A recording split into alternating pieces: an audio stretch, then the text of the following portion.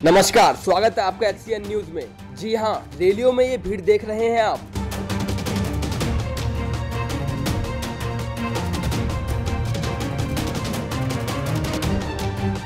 इस भीड़ से ही आप अंदाजा लगा सकते हैं कि कैसे इनके जोश को प्रधानमंत्री के भाषण खींच लाए हैं। लेकिन आखिर ऐसी क्या वजह है कि इतनी रैली करने और भाषण देने के बाद भी बीजेपी कहीं ना कहीं मात खा रही है? क्या यह किसी पार्टी के भाषणों का असर है या फिर जनता का विश्वास मौजूदा सरकार पर से उठ चुका है?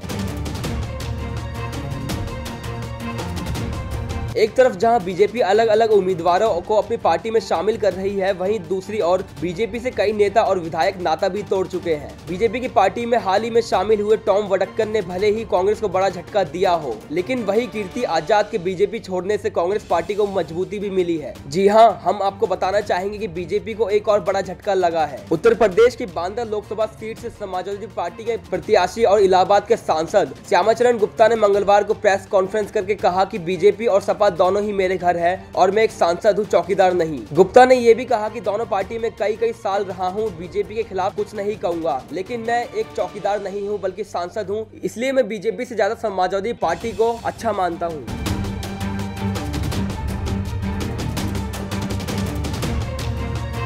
आपको बताना चाहेंगे कि बांदा लोकसभा क्षेत्र से समाजवादी पार्टी के प्रत्याशी घोषित किए जाने के बाद इलाहाबाद के सांसद श्यामाचरण गुप्ता मंगलवार को पहली बार बांदा आए और उन्होंने प्रेस कॉन्फ्रेंस करके संवाददाताओं से कहा कि बीजेपी और सपा दोनों ही मेरे घर है, इसलिए मैं कहीं से भी चुनाव लड़ूं तो एक ही बात होगी। श्यामाचरण गुप्ता ने अपने दिए गए बयान में बताया कि उनको ऐसा लग रहा है कि जैसे बीजेपी सरकार उनको नजरअंदाज कर रही है, बस इसी के चलते उन्होंने आहत होकर पार्टी छोड़ दी और सपा में शामिल हो गए। बीजेपी के मैं भी चौकीदार हूँ अभियान का सवाल किए जाने पर उन्होंने कहा कि मैं तो सांसद हूँ, चौकीदार नहीं, और ना ही चौकीदारी करने आया हूँ। चौकीदारी जिसको करनी हो करे, लेकिन ईमानदारी से करे। ऐसा लगता है कि सपा प्रत्याशी श्यामाचरण का मोह अब भी बीजेपी में बना हुआ है। इसी के चलते संवाददाताओं से उन्होंने कहा कि बीजेपी और गठबंधन का सम्मान बढ़ाने के लिए मैंने समाजवादी पार्टी की ये शर्तें मानी और इसीलिए पार्टी में शामिल हुआ हूँ। जब पत्रकारों ने उनसे पूछा कि सपा प्रत्याशी बनने से बीजेपी का कैसा सम्मान बढ़ेगा, तो उन्होंने अपनी गलती का एहसास हुआ और चुप्पी साध ली। आपको बताना चाहेंगे कि समाजवादी पार्टी के घोषित प्रत्याशी और इलाहाबाद के सांसद श्यामाचरण गुप्ता ने बाद में ये साफ कहा कि बीजेपी से लगभग टिकट कटना तय था, इसलिए वो समय रहते समाजवादी पार्टी में शामिल हो गए। दर्शक श्यामाचरण गुप्ता के बारे में क्या कहना चाहते हैं, अपनी राय कमेंट बॉक्स में जरूर बताएं। जो लोग HCN न्यूज पहली बार देख रहे हैं वो चैनल को सब्सक्राइब करें और बेल आइकन दबाना ना भूलें। धन्यवाद।